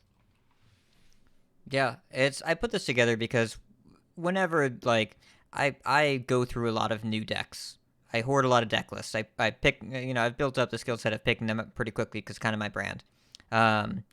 And whenever I post something, people in Discord and on Twitter ask the same things. What do you mull for? What do you do? What's the plan? And then sometimes they'll pick up a few games or post a few replays, and it's kind of clear that something core isn't immediately making sense. And so you want to try and figure out, before you play a single game with the deck, what does this deck do? And by the way, if you were a deck builder, this is also where you start. Yeah. What are you doing? What is the point here? Edel and I had this discussion before the show about what does Bolner Shaman do? And she said, well, I started with Bolner and a bunch of battle cries, and you do Bolner and a bunch of battle cries. And I was like, but what do you do? And as she switched off it, I think the answer is not very much. Well, no, the answer is you get incremental value from making trades and then evolving, right? And that's just not something that's very powerful right now. Yeah, but you have a clear idea about what you're working towards, what you want to do. You know how the best game, if you could stack your deck, what it would look like in your head, and then what it would look like, when you play it out, you try and recreate that as closely as possible. I imagine this is pretty similar to how Steve feels when he looks at a priest deck, and it's like, oh, this is how I'm going to slow the game down to my speed. Right. Yeah, like this is the kind of thing. This is how I'm going to counter the thing that I'm seeing. Okay, well, there's a lot of rogue. Miracle Rogue. Okay, well, that's why Shadow Word Ruin is a good card, right? And like sometimes when you're got a deck that like Evolve Shaman or Svalna Priest, where you're revolving around a very small number of minions. This is also like when people start making swaps before they really play with the deck. Like, oh, I don't like this card, I'm gonna take it out. I think the really important thing is just play like before you, because there's always a temptation. Well, I see this deck list and I hate this card, so I'm going to take it out, right? And I'm going to switch it out for this thing. Play a few games with the deck as it's built before you start messing with it, especially if you're not someone who routinely builds decks, especially at high levels, because a lot of the time, I mean, there are situations where you're seeing a deck that's designed for a high level meta that you're not in, and they're trying to counter things that you're not countering. But also, there are sometimes little hidden synergies that are there in the cards that are there, or in the cards that aren't there, that you might end up messing up if you start messing with the deck before you really understand what it's trying to do. So just playing the deck as designed first is really important for actually learning how the deck is supposed to work. Yeah, it's like I saw a Shadow Priest list today where someone cut Void Touch Attendant, and I'm like, what is you do? We can't do that. And so Unless all, you're replacing it with Animate Dead, that's the only reason you would cut Void Touch Attendant. you want both. You really want both. Oh. You animate Yeah. back the Void Touch and then you kill them, because then you play Needle and Animate and they die. Like, it's fantastic. Yeah. No, I mean, like the old, like all my minions start at 3 list, except for like whatever it was. That's basically the current list now. Corporal. You run Corporal. Yeah. That's it. The only minion it added was Void Touch, because it turns out Animate Dead on Void Touch Attendant is good, actually, because it's a Void Yeah. Touch Attendant, and then your opponent dies. And sometimes, if your pool doesn't have a lot of stuff in it, if they only trade with the Void Touch, that means it's a guaranteed another copy of Void Touch that triggers Needle on demand. It's actually quite powerful. So, figure that out. But so that was an intuitive thing that I would have figured out, and so we've been talking a lot about Shadow Priest in the Quinkasy Discord, because Priest Gang, that's what we do, and this particular deck has developed a little bit of I'm a fan offended by you calling it Priest Gang. Like, One drop Priest Gang, all right? It's all the Priest decks I like play 1 mana 1/3s. But it's, it's all about figuring out people picking up this deck that maybe don't have as much practice with it. And it's a weird style anyways. The closest deck that I've played to it is Rise of Shadows Lackey Rogue, where you just kind of stop trading on turn 2. Like, you waggle pick back your Life Drinker. The entire Undead Priest deck is just basically Life Drinker forever. It's basically that. So, this is not really all that different. And so, like, what do you mulligan for? Do you just mulligan for... Are you looking for Needle? Do you keep Needle? And the answer is usually no, but I can understand how you'd think so. It's a Shadow Priest deck, and it's a bunch of Shadow spells, and that says Shadow on it. But the fact that you're looking for all the 3 mana undeads, that keeping Brittle Skin is something you need to do sometimes, it's not necessarily intuitive. And charting out that deck is really hard to do, but you think about it, when you understand it, I want to play this stuff and go face them, and my opponent's going to die. Right? That's kind of the curve. If I'm thinking about the perfect curve, going first, it could be turn 1 Void Touched, turn 2 Corporal, turn 3, like, I'm not even sure if Whispers would be the best thing to do. It'd probably be, Needle, Whispers, Mindseer, or something would be ideal. Or you could play a 3 mana Undead and hold the Corporal. Turn 4, you attack, you animate, you Undying Allies, and you play the Shadow Spirit. That's kind of the idea of the perfect curve. And honestly, I got better at Hearthstone by playing more Marvel Snap, because in Snap, you have 6 turns.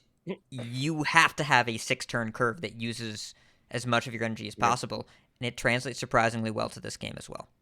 Just making sure you know what you're doing when you look at a deck list, that what it's trying to do. When you look at, trying to think another popular deck right now, Spellfell DH. There are times where you don't win with Jace. You win against a deck that plays off the board by getting an Arcanist, and then you play it and 2 Fel Barrages, and your opponent takes 16 and they're dead now. And so that's the sort of thing you want to be able to try and extract from the deck list if you can. Yeah. But you're not always going to be able to pick it up right away. And I think when you can spot those kinds of things, you can also take a look in your memory banks and say, hey, is this in fact the kind of deck that I like to play? Because sometimes you may not know, and so, it'll still be worth a try. But a lot of times I'll pick something up because it's different, and then I remember, oh wait, I kind of hate this. So an example recently was there was a boar druid going around, and I ran into it a couple times, and I was like, oh, that's interesting. Boar druid is pretty unusual. I'll give it a try, and then I'm like, oh yeah, this sucks. I like, not even in terms of performs badly, but like I do not enjoy the just like let me just not die like just barely, and then I get this thing off. There have been a few decks like that I've enjoyed, but usually I like stuff that can keep going. Like maybe it has a way to flip things and just combo kill, but I usually prefer that it not be the way. That it's all about just like let me just barely not die and then I kill you. And so yeah, after a bit of messing around with that, I was just like, no, I mean I hate Druid for one, and I extra hate this style of play.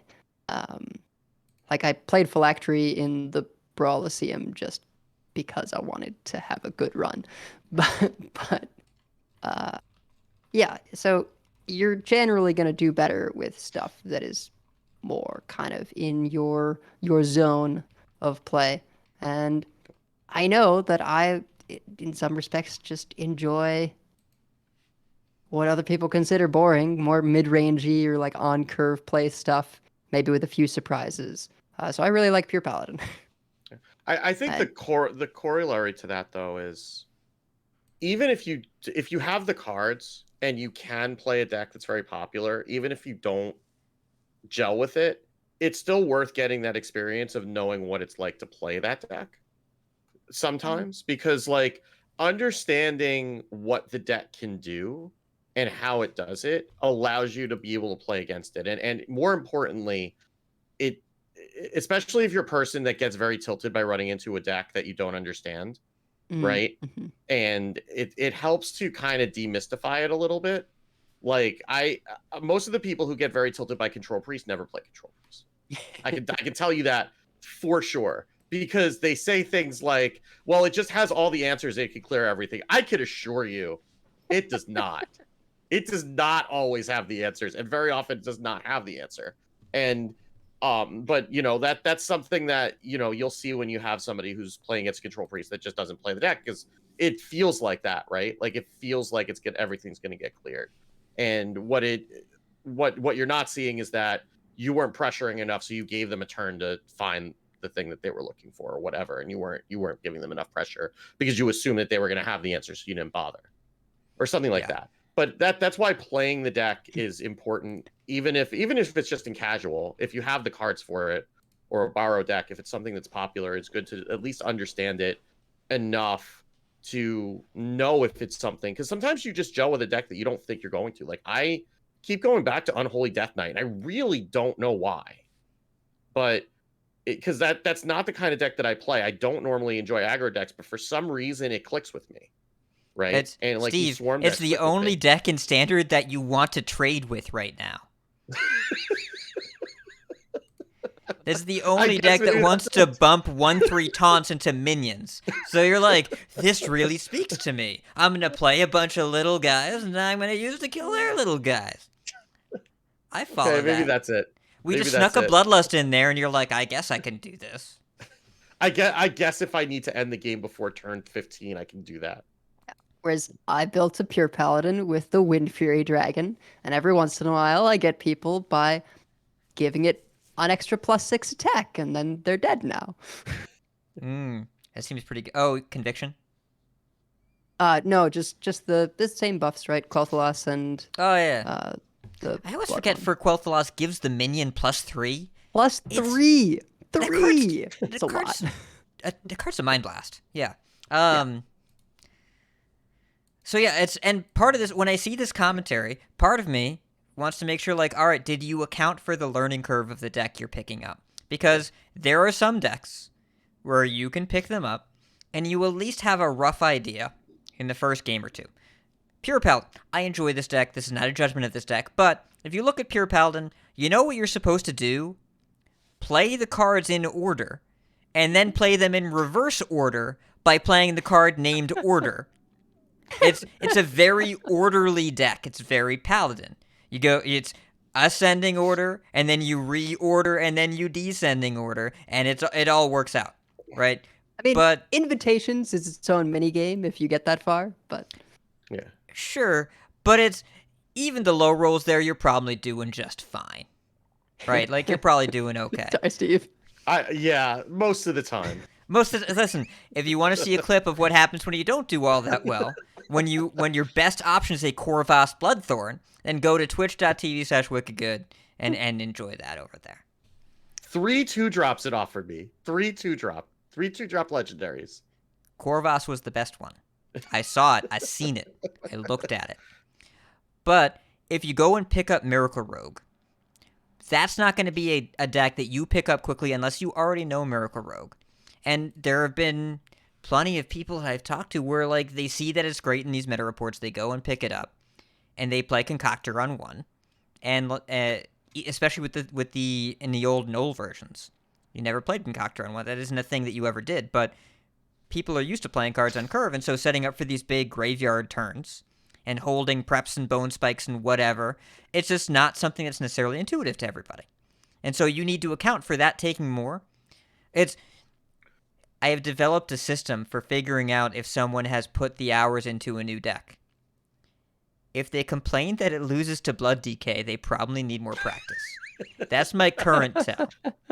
Just because of how kind of mid Blood DK is right now, even though it's popular. And it's not like the worst deck I've ever seen, but most of the good decks going around right now tend to beat it if you know what you're doing with it. But you have to account for how much time will it take me to get up to speed here.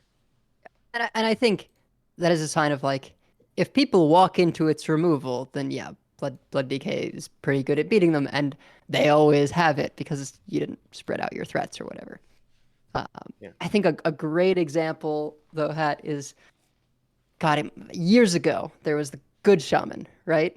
And oh yeah, this is Bodica's favorite story. People complain about losing to Druid and they keep Firefly. Right. Yeah. And the basically thing that was trying to be said there is, yeah, sometimes you want to keep the 1-drop because it's a 1-drop, but in certain matchups, Firefly was a 1-mana 1/2 that gave you a 1-mana 1/2 to your hand. Like, that is not enough pressure against a Ramp Druid. You know, I mean, we know this. Pure Paladin is good against Ramp Druids right now because, yeah, okay, you play 1/1 or a 2/1 on turn 1, but then you give it +3/+3 in Divine Shield and you murder them, right? Like, you have to escalate quickly to be able to kill them before they really advance. And a couple of 1-mana 1/2s are not going to do that. Yeah. Yeah. I can't think of too many examples of that in the current format where you keep I guess, like, do you keep Svalna and Svalna Priest is probably it? Not usually. But is Sometimes, there a though. matchup that you would? Maybe. I think pretty much anything where I feel safe not dying, I would probably keep it. If you didn't have Switcheroo in hand already, right? Because And there have been so many times I do not find switcheroos. So. yeah, I mean, back when I was playing, you also ran Horn of Rathion to just get the extra draw, and then like so many of your cards would draw minions that you wouldn't bot, that you just toss them back because you'd find them eventually. But I think a good example actually would be in Shadow Priest, right? I would keep the weapon specifically against Warlock, right? Because of Imp Warlock. If it's Phylactery, you'll be sad. Yeah, I see a but lot of that's phylacteries. phylactery. I see a lot of them, and I want to hit them in the face. I haven't seen them in a bit because there were a bunch of paladins, but Yeah. we're at different places on the ladder. or I guess like with pre-nerf Frost DK, right? Like keeping like Skeletal Sidekick or Harbinger of Winter, or basically anything that wasn't Egg or Construct Quarter, right? Like maybe you keep. I'm not gonna have the Arms Dealer argument again, but like there were a couple things that were borderline, but generally like you're just mulliganing for the broken cards, and anything that wasn't a broken card was getting you in the way of drawing the broken cards, and that's where people would be losing with it because they weren't drawing Construct Quarter, and Construct Quarter was four mana Call to Arms, and if you didn't have it on curve, those were the games you lost. So especially in the mirror, and every game was a mirror by the end of that meta. So it's a matter of understanding what it's and this just kind of goes back to general mulligan rules too, which is not necessarily that you want to have a curve always, but you want to have particular turns on curve, right? That are very important. And sometimes the turns that lead up to that aren't quite as important as long as you have that turn locked down. Yeah, and speaking of mulligans, HS Replay, really vital for this. This is absolutely the best use case for HS Replay. Really helps figuring out mulligans faster. I will note, when I say HS Replay, I mean HS Replay Premium. Please do not use bronze through gold stats. I am sorry, but they just are not a realistic reflection of most ladder experiences if you're here listening to this show. They'll distort compared to more helpful information that you'll get from the premium levels. Diamond through Legend is almost always where I pick, especially if I'm trying to learn a deck. Diamond through Legend is where you go to look at the stats if you want to learn. And you want to look at mulligan win rate. You want to look at keep rate. This is very important. If something has a really high mulligan win rate and a medium to low keep rate, like if it is below 60% and is near the top of the list, figure out which card it is being kept with.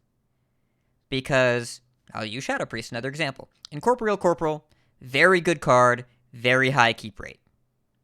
Whispers of the Deep, also at the top of the list, much smaller keep rate, but it's really, really good, perhaps even better than Corporal, because you only keep it when you have Corporal, so you only keep it when it's good, so the win rate's going to be higher.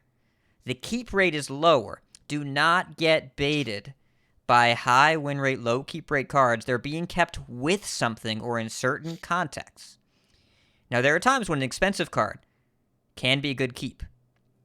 If you were playing basically any Hunter deck for the past year, you should have been keeping Tavish. I don't care how fast your Hunter deck is. Tavish Hero, crazy card. Does specific, unique things that no other cards can do, especially on the coin, but even going first, he was one of the best cards in every Hunter deck this year. Should have been a keep. Higher keep rate went up throughout the year. But there are other things that are only contextual keeps. You want to be aware of that.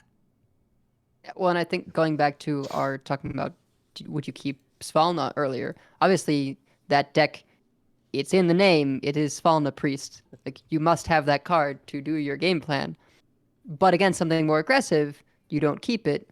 I think that is one of those cards that might, if you look at it, have a low keep rate but high win rate, because you're keeping it when you figure you can afford to, because you're against something that's a bit slower, and so you know that you don't want to be messing around with having to find it. Yeah. And also that deck is just designed to find it, so you don't have, like, you can get away with mulliganing and you're pretty reasonably assured that you're going to find it, you know, when you need it. Like, you just need to draw it by 6. You don't need to have it in your opening hand. But the other important thing is make sure there's no triangle with an exclamation point next to the mull percentage. Oh, yeah. That's a thing that people sometimes get baited by. That means that there's a low sample size, and you should be careful about drawing any conclusions from that. I would just treat that as though it's blank most of the time, unless you really know what you're doing. Just if you because see any deck list with that, like, if you're a couple cards off and there is a popular variation, just go look at the popular list and assume that you're close. Because it's better to look at an approximation of what you're doing with way more data than what you're exactly doing with very little data. Because right now, the list that of Shadow Priest that I posted is not the most popular, but over the last few days, it's one of the higher win rate ones. And it currently says the second best mulligan in the deck is Brittleskin Zombie. I can assure you this card is not that good. I am very confident. I want to cut the card from the deck.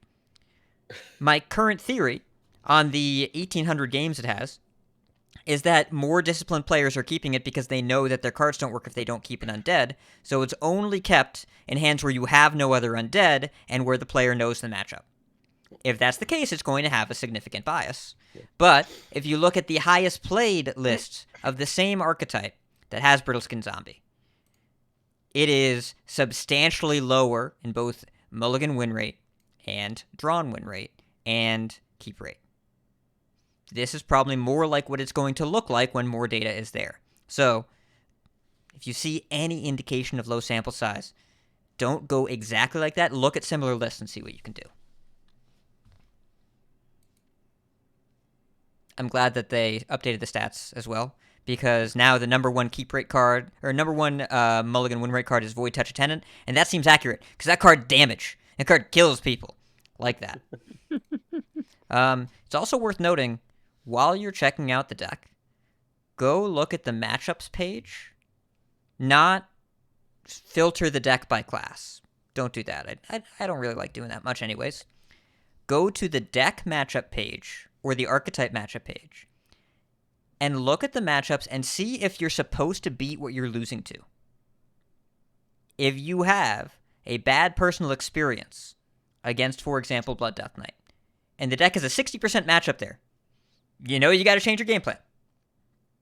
So, do that. Just take a look. And we've said this before. The best thing you can do to improve your gameplay?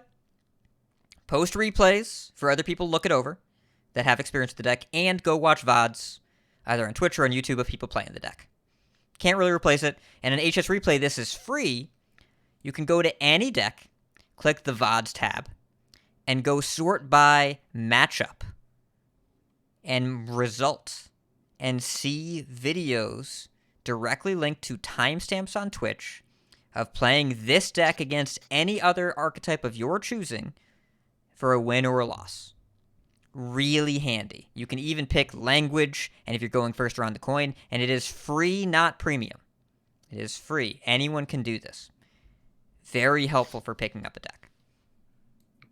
The other thing that's free are your own replays that you should watch. You should go back and look at your own replays.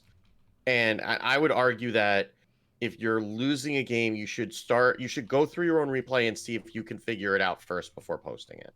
I'm not saying that you don't post it, right? But very often, if you can come back and look at a game where you lost and you should have won, you can sometimes look at it and see where things started to fall apart. And then that will help you kind of figure out how to approach the game too. I mean, it's always good to have somebody else look at it and kind of save you some time there. But learning how to evaluate games in retrospect is also a skill that is good to develop and will serve you regardless of what deck you play. Yeah. And this last specific bit of advice, yes, I rewatched the Day 9 advice video recently. If you are ever not sure what to do with the deck, try hitting people in the face with it. Try killing them. Try being proactive. Because also, if you're trying a new deck and you're elongating the game by playing SimCity with your cards, you're building up all your cards, you're seeing all the interactions, you're trading to keep the game going longer, you're going to lose to reactive decks or Druid because you're not pressuring, especially Druid. You have to hit them in the face. So, if you really want to learn a deck, don't start by playing it slow to see how the cards work. Start by pushing the cards at your opponent and let them figure out how they work, and you'll see in the process. And if they don't figure it out, they'll die and you'll win, and then keep doing that until it stops working. And by the way, here's a secret. For most decks, it doesn't stop working. That's what you're supposed to do. Even control decks, right? Sometimes. Barring ones that have, very specific win conditions, there are a lot of times, at least when you're in,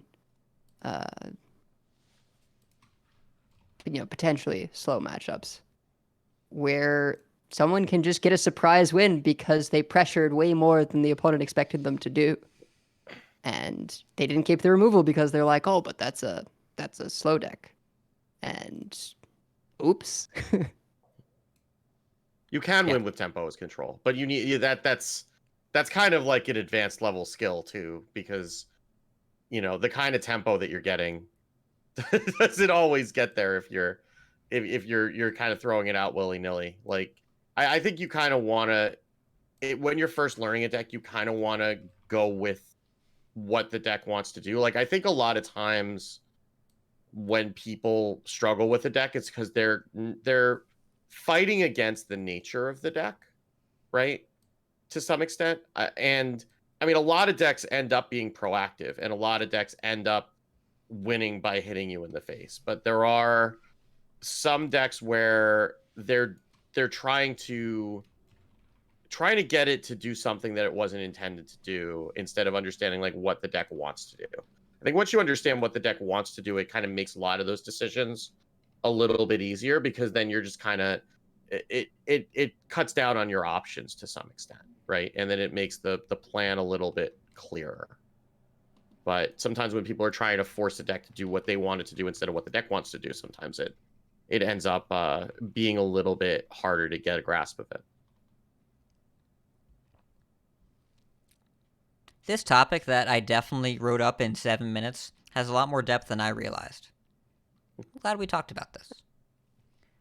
But I think it's probably time for us to wind down the show, unless there are any final thoughts here.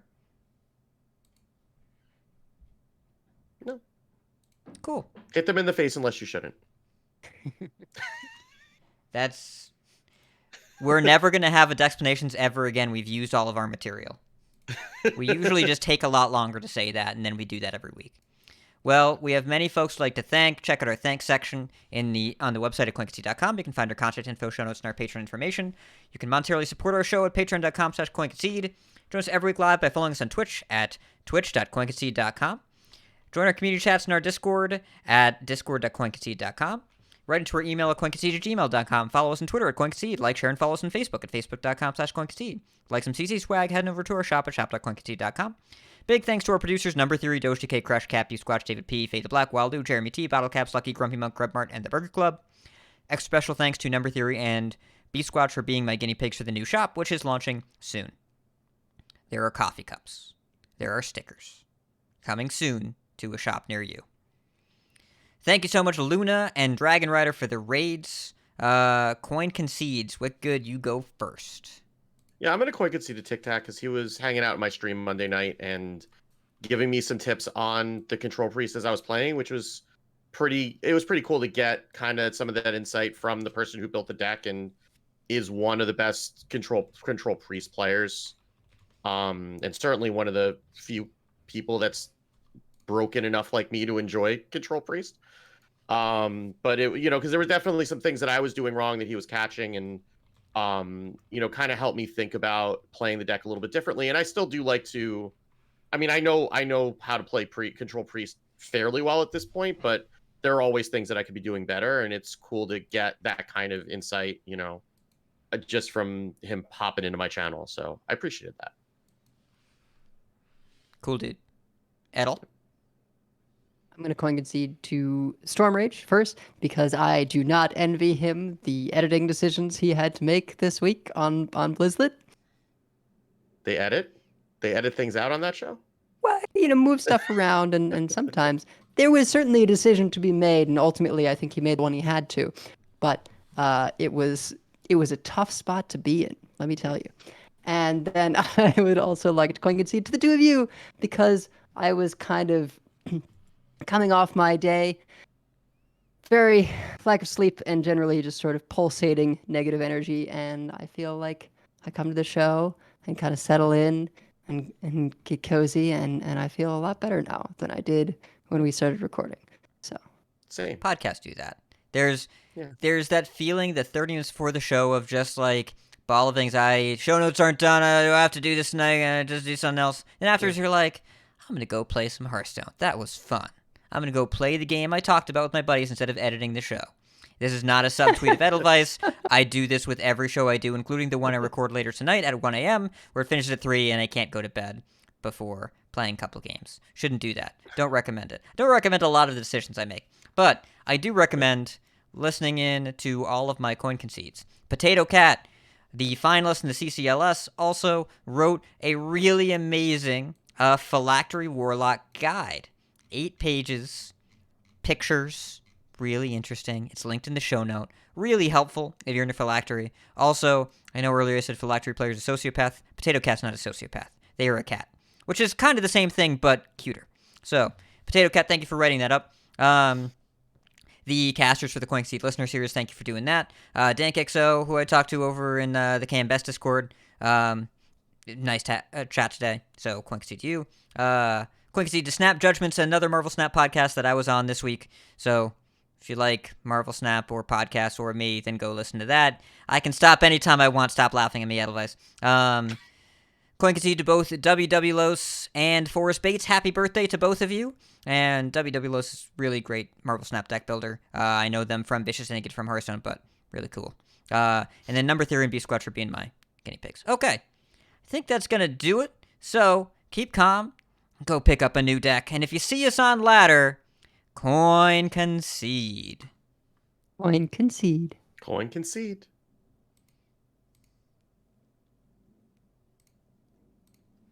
All right. We made a good show out of not a lot of information. I was Not not bad. expecting us to have a close to 2-hour show tonight with the Yeah. amount of stuff that was on the show notes about 15 minutes before we started recording. I feel like this often happens though. We're like, wow, this episode is gonna be air, and then And then It's- magic happens. I mean, it kind of was, but like entertaining air. We gave it air time. That's what you do. uh-huh. But I'm hungry and there's pizza out there, so Ooh, pizza. Pizza. listeners, yes. How are the rest of the Listen- chocolates? They were delightful. Oh, I forgot to coin concede to you, because man, they were so good. I have The to- Tim I'm Tams gonna- were very good that I bought this weekend, by the Oh way. yeah, And the they Tim were- Tams. They were as good as advertised. I will concur with that. I wrote down a coin concede for next week. I'm gonna do that. I'm gonna do that. They were awesome. Yes. But chat, I'm gonna bring the stream down now. See you later. Bye. Bye.